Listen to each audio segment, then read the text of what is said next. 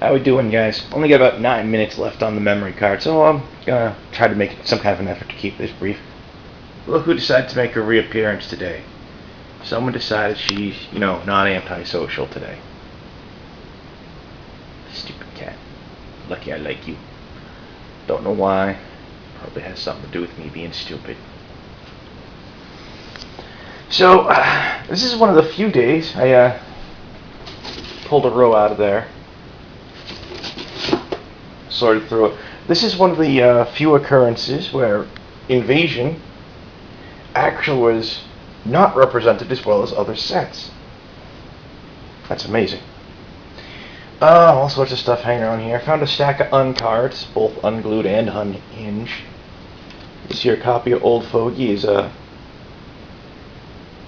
slightly banged up on that corner, but that's okay. I think it's appropriate for Old Fogey to be slightly banged up.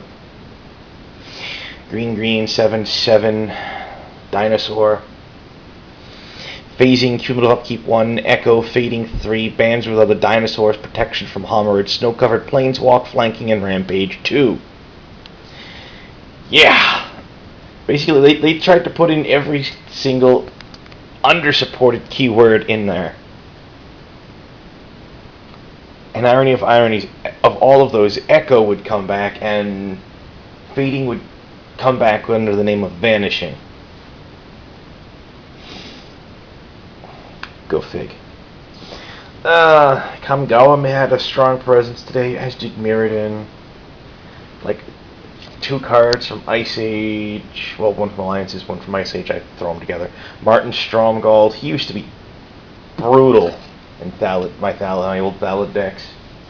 So if I could get him on the board, he basically would win the game for me.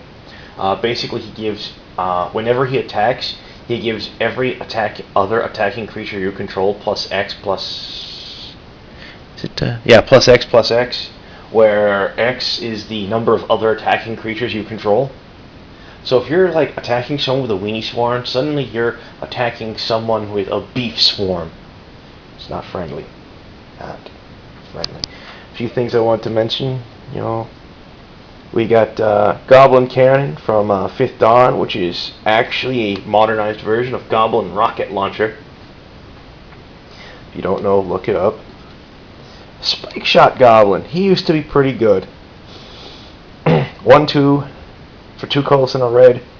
Red and tap, deals damage target creature or player equal to his power. Went really well with Loxodon Warhammer.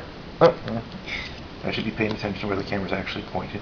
But yeah, Spike Shot. And then we have the Loxodon Warhammer. You can't really make that out. That's a silver expansion symbol. It was uncommon. That was one of the biggest mistakes I swear they could have made. Let's make that an uncommon. Hoo boy, that was nutty. Urgolem's Eye, which was basically Sisei's Ring. This I'm actually not going to put in with the sorting. I'm going to put that aside because I have a use for this. This is a Goblin Charbelcher. I'm putting that in my landless deck because basically in that deck it says I tap it, I throw my deck at you and win. That gets put off to the side. I got usage for you. In fact, I'll just slip that right there for the time being. Voice of Reason, 3 colors and a white, 2/2, Angel, flying, protection from blue. I think Voice of Reason should be reprinted with the flavor text. Why does no one ever listen to me? That really sums up what a Voice of Reason does. Says stuff, makes sense, no one listens. This was a luck pull on my part to be able to pick this out as not having come from a core set. Because I looked at it and I'm like, that looks too vibrant and too new to be from a core set. And I looked at the copyright date on it and you can't really make it out, of course, because even the regular text is hard to make out on this thing. It's copyright 1998. Serra Angel was not in print in 1998. 4th edition came out in 1995. That was the last time Serra Angel would be printed until 7th. So, yeah, that was actually pretty easy to pick out there. Surprisingly easy. Jeez. Got here a couple of artifact possessions. They're in sleeves basically because they're old.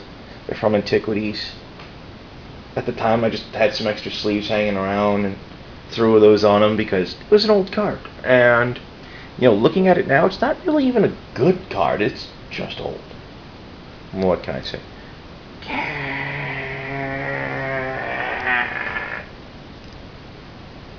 Yeah, she's got no teeth.